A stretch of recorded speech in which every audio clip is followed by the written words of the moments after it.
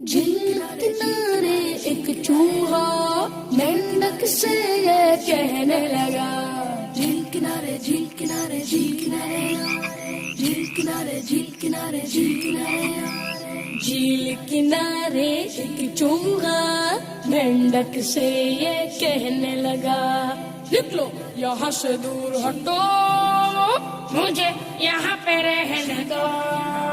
جھیل کنارے جھیل کنارے جھیل کنارے جھیل کنارے جھیل کنارے جھیل کنارے میری جگہ پر رہتے ہو، ڈر کرتے رہتے ہو۔ مینڈک بولا، نہیں نہیں، رہنا ہے مجھ کو یہیں، جانا اگر ہے تو تم جاؤ، مجھ کو نہ ایسے دم کو۔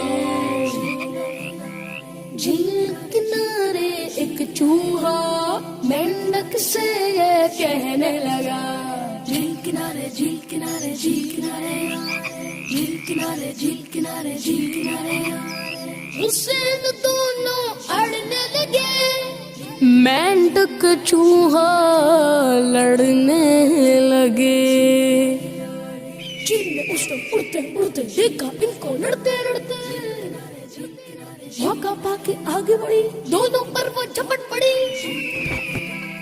آپس کے اس جھگڑے میں پڑ گئے دونوں خطرے میں۔